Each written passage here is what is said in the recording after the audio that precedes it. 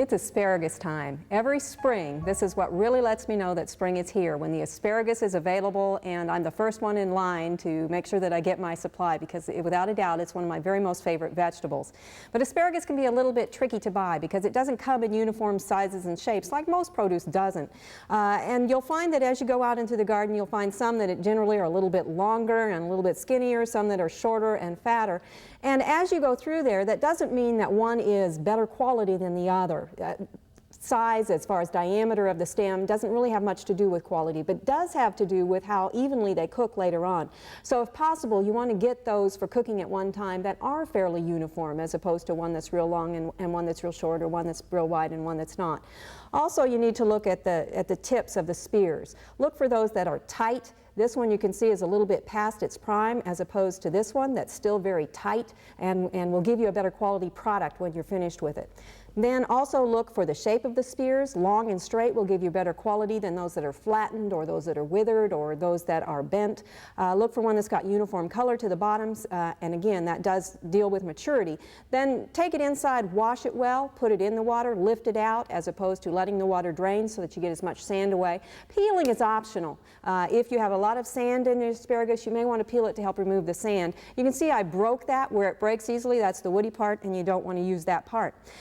I'm going to do a gingered asparagus for you today, and we'll work on the dressing first. I've got 2 tablespoons of chopped green onions or scallions, a teaspoon of sugar, a teaspoon of grated ginger.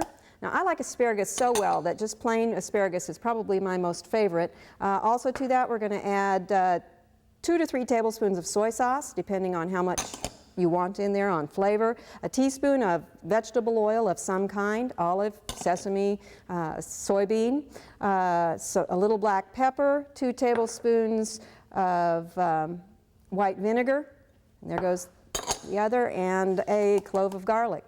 Simply put those together, put the lid on there, and shake it up real tight.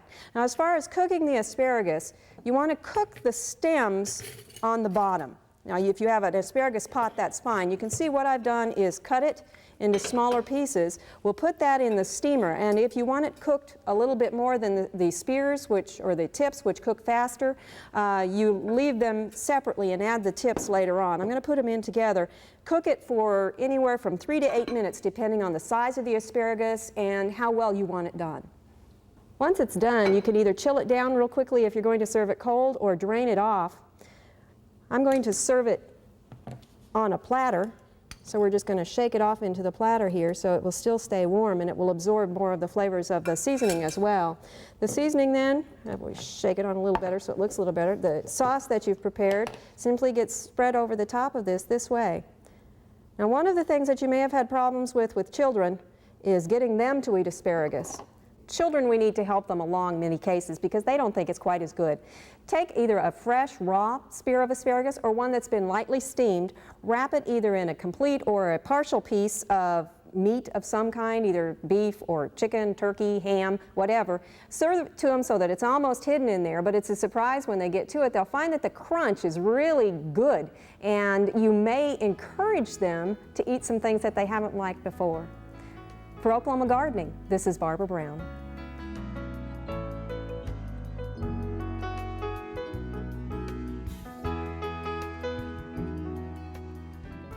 We hope you've enjoyed this classic from the Oklahoma Gardening Vault.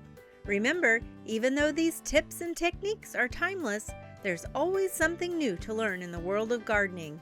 By subscribing to both Oklahoma Gardening and OK Gardening Classics, you'll have access to a wealth of gardening knowledge, both classic and contemporary.